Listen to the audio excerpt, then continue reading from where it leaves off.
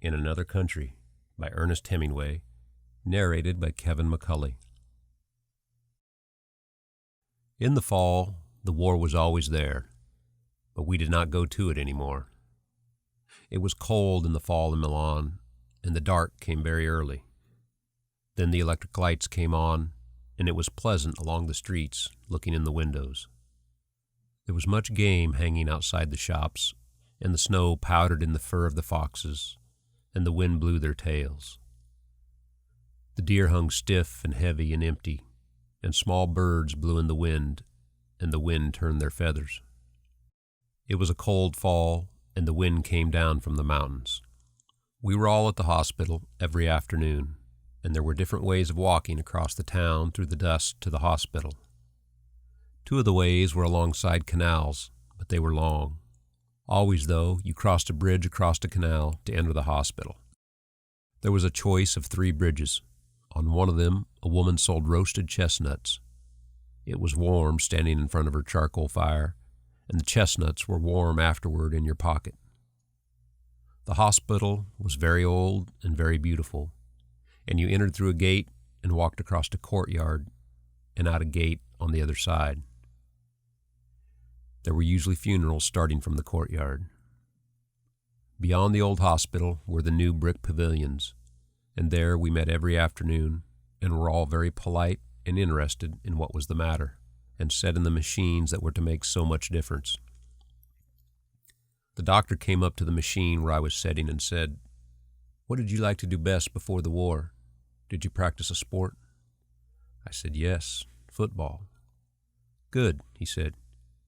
"You will be able to play football again better than ever." My knee did not bend, and the leg dropped straight from the knee to the ankle without a calf. And the machine was to bend the knee and make it move as in riding a tricycle. But it did not bend yet, and instead the machine lurched when it came to the bending part. The doctor said, "That will all pass. You are a fortunate young man. You will play football again like a champion." In the next machine was a major who had a little hand like a baby's. He winked at me when the doctor examined his hand, which was between 2 leather straps that bounced up and down and flapped the stiff fingers, and said, "And will I too play football, Captain Doctor?" He had been a very great fencer, and before the war, the greatest fencer in Italy.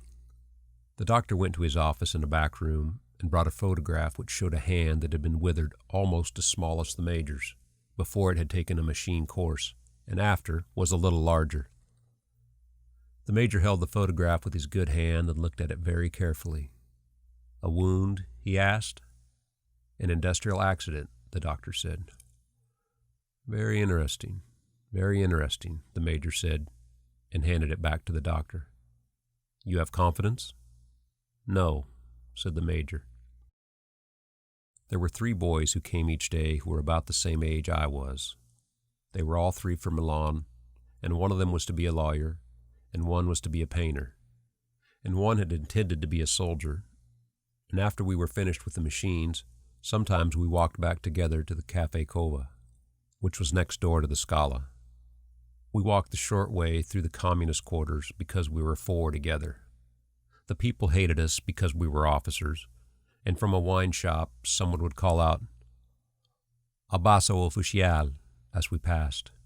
Another boy who walked with us sometimes and made us 5 wore a black silk handkerchief across his face because he had no nose then, and his face was to be rebuilt. He had gone out to the front from the military academy and been wounded within an hour after he had gone into the front line for the first time. They rebuilt his face, but he came from a very old family and they could never get the nose exactly right. He went to South America and worked in a bank. But this was a long time ago, and then we did not any of us know how it was going to be afterward. We only knew that there was always the war, but that we were not going to it anymore. We all had the same medals, except the boy with the black silk bandage across his face, and he had not been at the front long enough to get any medals. The tall boy with a very pale face, who was to be a lawyer, had been a lieutenant of Arditi and had 3 medals of the sort we each had only 1. He had lived a very long time with death and was a little detached. We were all a little detached, and there was nothing that held us together except that we met every afternoon at the hospital. Although, as we walked to the cova through the tough part of town, walking in the dark, with light and singing coming out of the wine shops, and sometimes having to walk into the street when the men and women would crowd together on the sidewalk, so that we would have had to jostle them to get by. We felt held together by there being something that had happened that they, the people who disliked us, did not understand. We ourselves all understood the cova, where it was rich and warm, and not too brightly lighted, and noisy and smoky at certain hours. And there were always girls at the tables and the illustrated papers on a rack on the wall. The girls at the cova were very patriotic, and I found that the most patriotic people in Italy were the cafe girls, and I believe they are still patriotic. The boys at first were very polite about my medals and asked me what I had done to get them.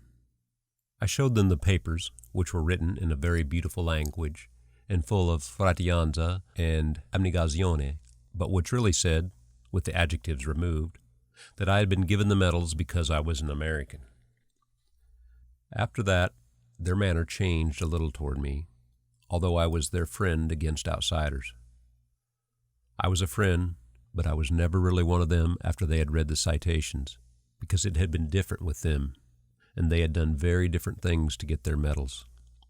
I'd been wounded, it was true, but we all knew that being wounded, after all, was really an accident.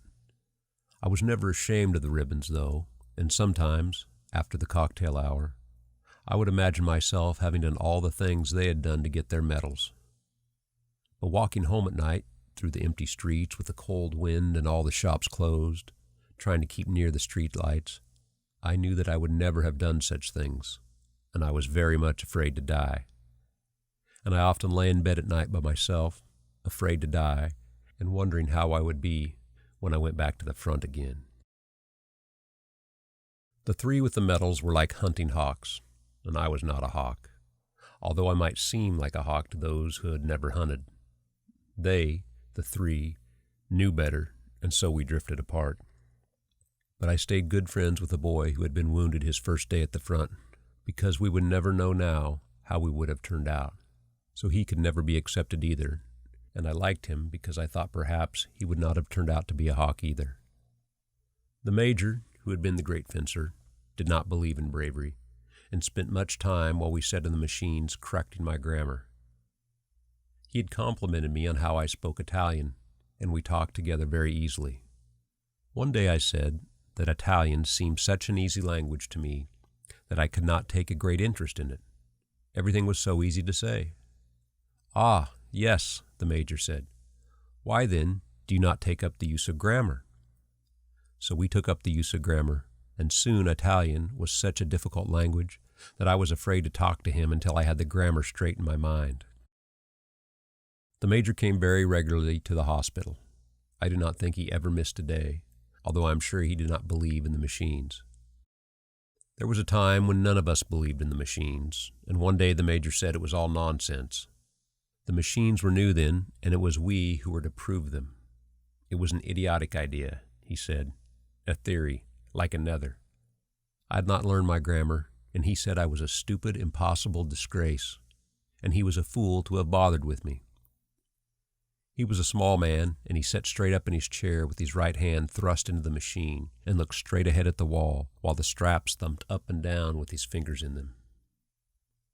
"What will you do when the war is over, if it's over?" he asked me. "Speak grammatically." "I will go to the States." "Are you married?" "No, but I hope to be." "The more of a fool you are," he said. He seemed very angry. "A man must not marry." "Why, Signor Maggiore?" "Don't call me Signor Maggiore." "Why must not a man marry?" "He cannot marry. He cannot marry," he said angrily. "If he is to lose everything, he should not place himself in a position to lose that. He should not place himself in a position to lose. He should find things he cannot lose." He spoke very angrily and bitterly and looked straight ahead while he talked. "But why should he necessarily lose it?" "He'll lose it," said the major. He was looking at the wall. Then he looked down at the machine and jerked his little hand out from between the straps and slapped it hard against his thigh. "He'll lose it," he almost shouted. "Don't argue with me." Then he called to the attendant who ran the machines, "Come and turn this damn thing off." He went back into the other room for the light treatment and the massage. Then I heard him ask the doctor if he might use his telephone, and he shut the door. When he came back into the room, I was sitting in another machine. He was wearing his cape and had his cap on, and he came directly toward my machine and put his arm on my shoulder. "I'm so sorry," he said, and patted me on the shoulder with his good hand. "I would not be rude. My wife has just died. You must forgive me." "Oh," I said, feeling sick for him. "I'm so sorry." He stood there, biting his lower lip. "It's very difficult," he said. "I cannot resign myself." He looked straight past me and out through the window. Then he began to cry. "I am utterly unable to resign myself," he said, and choked. And then crying, his head up, looking at nothing, carrying himself straight and soldierly, with tears on both his cheeks and biting his lips, he walked past the machines and out the door. The doctor told me that the major's wife, who was very young, and whom he had not married until he was definitely invalided out of the war, had died of pneumonia. She had been sick only a few days. No one expected her to die. The major did not come to the hospital for 3 days. Then he came at the usual hour, wearing a black band on the sleeve of his uniform. When he came back, there were large frame photographs around the wall of all sorts of wounds before and after they had been cured by the machines. In front of the machine the major used were 3 photographs of hands like his that were completely restored. I do not know where the doctor got them. I always understood we were the first to use the machines. The photographs did not make much difference to the major because he only looked out of the window.